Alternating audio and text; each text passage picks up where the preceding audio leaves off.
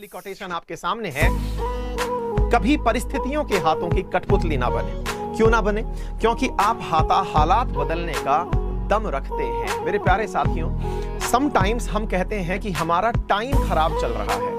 साथियों, टाइम खराब किसका होता है ये शायद समझना उन लोगों के लिए बहुत आसान होता होगा जो अपने किसी शारीरिक अक्षमता के कारण, जो मेरे दिव्यांग जन हैं, दिव्यांग साथी हैं, अपनी शारीरिक अक्षमताओं के बावजूद भी वो लोग बहुत बड़े बड़े मुकाम हासिल कर लेते हैं। ठीक इसी प्रकार से बहुत गरीब घर से उठा हुआ व्यक्ति, बहुत गरीब घर से, मेरा कहने का मतलब है डॉक्टर एपीजे अब्दुल कलाम जैसे व्यक्तित्व के बारे में, जो कि बहुत नॉर्मल घर से उठ करके, एक मछुआरे के घर से उठ करके देश के राष्ट्रपति तक पहुंचे। तो हमारे लिए यह है कहना कि हमारा समय खराब है, तो मेरे प्यारे साथियों आपका भी टाइम आएगा। ठीक है ना? तो वही बात कि अपना टाइम आएगा।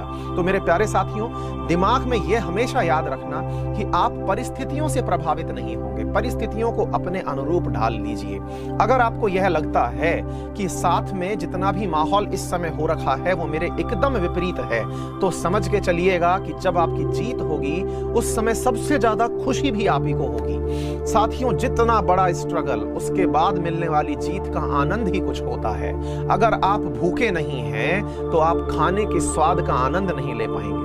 आपके लाइफ में परेशानियां नहीं हैं तो आप जीत का आनंद नहीं ले पाएंगे। तो आप यकीन मानिए, जितना स्ट्रगल आ रहा है, समझिए कि बस अब इसके बाद का जो जश्न है ना, वो तो एकदम रोचक होने वाला है। मान लीजिए जो व्यक्ति रोजाना ही टॉप कर रहा है, उसके लिए एक बार और टॉप करना कोई बहुत बड़ी बात नहीं है ना जी। बात तो उसके लिए बड़ी है जिसने अभी तक दौड़ना भी शुरू नहीं किया और वो उसेन बोल्ट को पीछे छोड़ दे, जिसने अभी तक कभी फर्स्ट डिवीजन पास नहीं हुआ लेकिन फर्स्ट बार में एग्जाम क्रैक कर दे। तो साहब, आपकी जो परिस्थितियां हैं ना, उनकी ताकत बदलने की आप में ही है।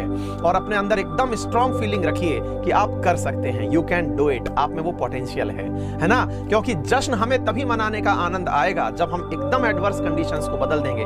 कहानियां तो तभी लिखी जाएंगी ना साहब। अगर आपके पास जेसीबी हो और पहाड़ तोड़ने का काम दे दिया जाए तो महान थोड़ी कहलाएंगे। आप हथौड़े से पहाड़ तोड़ दिए तभी तो नाम होने लगा ना जी। तो इस प्रकार से समझिएगा, परिस्थितियां विपरीत होंगी लेकिन आनंद भी उसी के अनुपात में उतना ही ज्यादा मिलेगा। चलिए, इस शुभ शुरुआत के साथ अपना आज का ये काम शुरू करते हैं।